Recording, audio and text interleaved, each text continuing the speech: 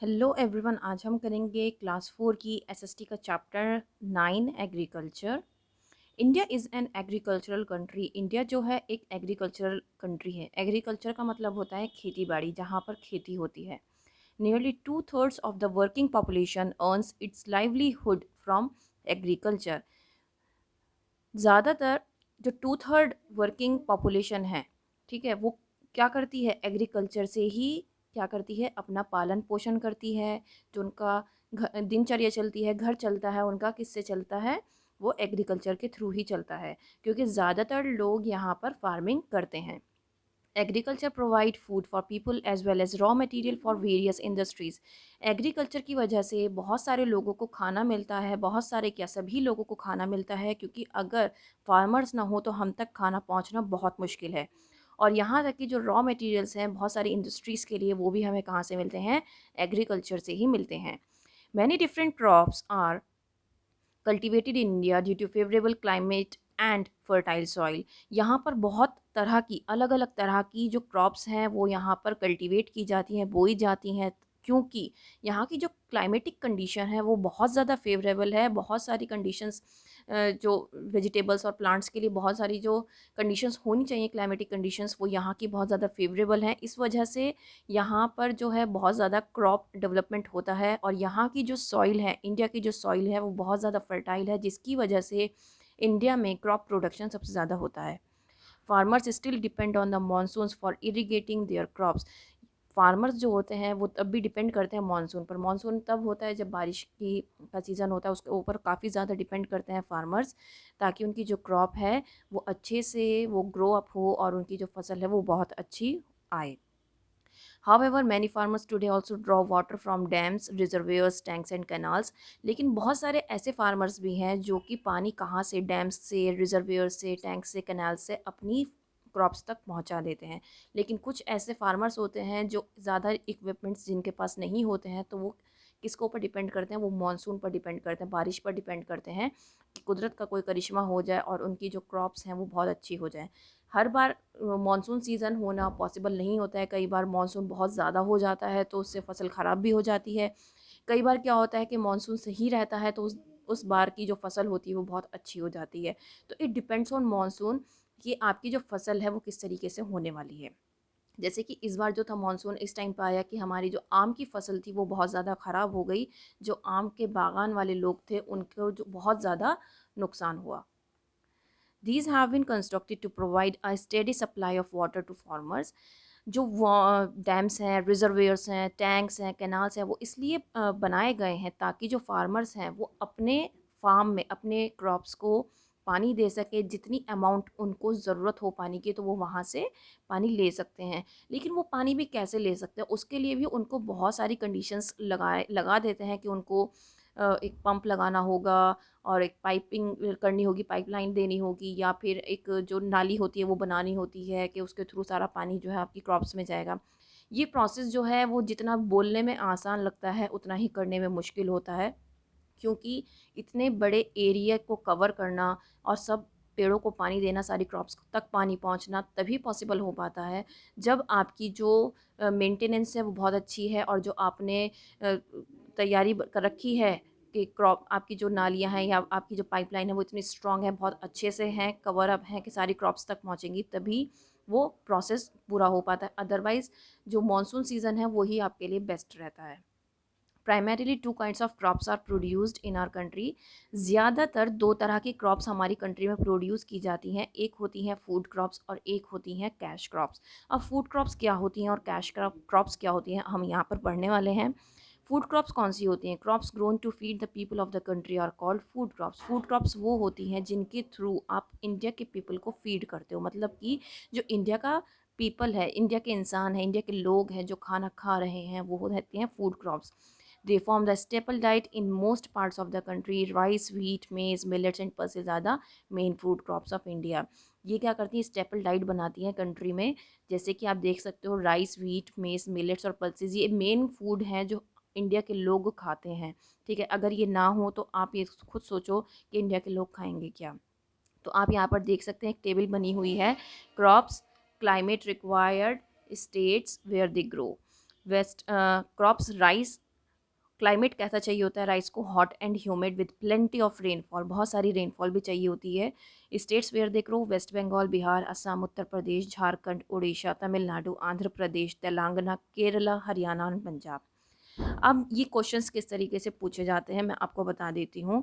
ये आपको डायरेक्टली ऐसे कोई चार्ट वार्ट में देगा नहीं, या फिर आपको कोई वन वर्ड क्वेश्चन नहीं पूछेगा। आपसे क्या कहा जाएगा, एक मैप दे दिया जाएगा और मैप देने के बाद ये पूछा जाएगा कि आप उन स्टेट्स को कवर अप कीजिए जहाँ पर आप राइस की जो क्रॉप है वो होती है। ठीक है, तो आपको इन सब जो स्टेट्स हैं इनको वहाँ पर पॉइंट आउट करना होगा। तो आपको अपनी जो तैयारी है वो इस तरीके से करनी है कि आप सारी स्टेट्स को कवर अप कर दो। तो वीट है, वीट का जो क्लाइमेट चाहिए हमें कूल और वेट क्लाइमेट चाहिए। North and north west India, Punjab, Haryana, आप देख सकते हैं यहाँ पे सब स्टेट्स के नाम हैं। फिर उसके बाद पल्सेस, पल्सेस में कौन कौन सी पल्सेस, आप ये देखिए दालें कौन कौन सी, अरहर दाल, मूंग दाल और मसूर दाल। इसके लिए कौन सा टेम्परेचर चाहिए, मॉडरेट टू हाई टेम्परेचर, मतलब नॉर्मल से high temperature with adequate rainfall. Adequate means जितनी ज़रूरत हो उतनी। ठीक है, जैसे कि मध्य प्रदेश, महाराष्ट्र, राजस्थान, यहाँ पर भी स्टेट्स के नाम दे रखे हैं। तो मैं आपको ये रिकमेंड करूँगी कि आपको ये पता होना चाहिए कि कौन सी क्रॉप कौन सी स्टेट में होती है। आपको स्टेट्स आपके टिप्स पर होने चाहिए, फिंगर टिप्स पर आपको स्टेट्स याद होने चाहिए, ताकि अगर आपसे कोई ये कहे कि आपको ये सब राइस कहाँ पर होती है, वीट कहाँ पर होते हैं, इनको आप मैप में शो करके दिखाओ, तो आप चुटकी भर में आप उसको शो कर दो। ठीक है, इसी तरीके से मिलेट्स होते हैं। मिलेट्स क्या होते हैं, रागी, जवार, बाजरा, ये क्या होता है, मिलेट्स होते हैं। ये low rainfall along with moderate to high temperature. Low rainfall मतलब बहुत कम रेनफॉल चाहिए इनको, ज़्यादा नहीं चाहिए पानी इनको। मॉडरेट टू हाई टेम्परेचर मतलब नॉर्मल से हाई टेम्परेचर। ठीक है, अब यहाँ पर आप देख सकते हो, यहाँ पर इसके स्टेट्स के नाम हैं। तो आपको क्या करना है, स्टेट्स के नाम याद करने हैं।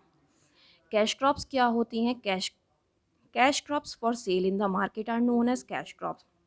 क्रॉप्स ग्रोन, जो क्रॉप आपने ग्रो की है और वो मार्केट में सेल आउट हो रही है, उनको हम क्या कहते हैं, कैश क्रॉप्स कहते हैं। जैसे आपने देखा होगा शुगर केन, गन्ना जाता है मार्केट में, गन्ने का क्या बनता है, ठीक है, शुगर बनती है।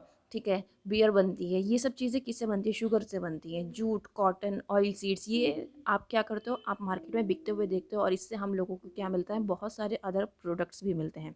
जूट से हमें जूट के कपड़े भी मिलते हैं, बैग्स वगैरह भी मिलते हैं, जूते भी मिलते हैं। ऐसे ही कॉटन से हमें कपड़े भी मिलते हैं, बैग्स भी मिलते हैं।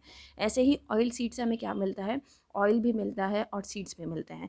तो हम इस तरीके से बहुत सारी चीज़ें हम देख सकते हैं। अब यहाँ पर भी आप देख सकते हैं कि ऐसे ही क्रॉप्स दी हुई हैं, क्लाइमेटिक कंडीशन दी हुई है, और सॉइल उनको किस तरीके की चाहिए ये दे रखा है, और स्टेट्स बता रखा है। सेम कंडीशन इसके साथ है, आपको ये पता होना चाहिए कौन सी स्टेट में कौन सी क्रॉप ग्रो कर रही है और उसकी क्लाइमेटिक कंडीशन क्या है, उसको कौन सी क्लाइमेट चाहिए। ठीक है, तो आप यहाँ पर मैं आपको पूरा दिखा रही हूँ। जूट है, जैसे कि रोप्स, बैग्स मैंने बताया, कारपेट्स, रग्स बनाने में काम आता है। इसको हाई टेम्परेचर चाहिए होता है और वाटर भी बहुत ज़्यादा चाहिए होता है। वेस्ट बंगाल, बिहार, असम, उड़ीसा में इसको अच्छे से मिलता है। ये कॉटन फैब्रिक बनाने में यूज़ होता है। इसके लिए warm, sunny weather and dry areas with black soil. Sunny मतलब जब मौसम, सुहाना मौसम जब होता है, सनी एरिया, सनी वेदर जब होता है। गुजरात, पंजाब, महाराष्ट्र, मध्य प्रदेश और तमिलनाडु में सबसे ज़्यादा इसकी क्रॉप प्रोडक्शन होता है। टी का क्या होता है, वार्म एंड वेट क्लाइमेट चाहिए। असम, वेस्ट बंगाल, तमिलनाडु में इसकी क्या होती है, प्रोडक्शन होती है। कॉफ़ी के लिए कूल वेदर चाहिए, हैवी रेनफॉल चाहिए, और केरला, कर्नाटक और तमिलनाडु में ये फेमस है, ये तो आप जानते हैं। ऐसे ही ऑयल सीड और स्पाइसेस का आप देख सकते हैं। ठीक है, फिर उसके बाद ये रहा two main crop growing season in India. दो मेन क्रॉप होते हैं, एक होता है राबी क्रॉप और एक होता है खरीफ क्रॉप। राबी क्रॉप कब होती है, जो कि विंटर सीजन में बोई जाती है। वीट और पल्सेस होते हैं इस राबी क्रॉप में, क्या होते हैं, वीट और पल्सेस बोए जाते हैं। ठीक है, वीट और पल्सेस की क्रॉप्स होती हैं राबी क्रॉप्स में, और ये ज़्यादातर विंटर्स में बोई जाती है। लेकिन अगर हम खरीफ क्रॉप्स की बात करें तो खरीफ क्रॉप्स जो होती हैं वो समर सीज़न में क्या होती है, बोई जाती है, और रेनी सीज़न में, सॉरी, और विंटर सीज़न में इसको हार्वेस्ट किया जाता है, मतलब इसको काटा जाता है। और इसमें कौन सी एग्जांपल आएंगे खरीफ क्रॉप्स में, राइस, मेज, कॉटन, जूट, ये क्या है, सब खरीफ क्रॉप्स में आते हैं। हमने दो तरह की क्रॉप्स पढ़ी, एक तो राबी और एक खरीफ क्रॉप्स। राबी क्रॉप्स वो होती हैं जो विंटर सीजन में बोई जाती हैं, खरीफ क्रॉप्स वो होती हैं जो समर सीजन में बोई जाती हैं। राबी क्रॉप्स हम समर सीजन में क्या करते हैं, काटते हैं, और ख़रीफ़ क्रॉप्स को हम विंटर सीजन में कट करते हैं।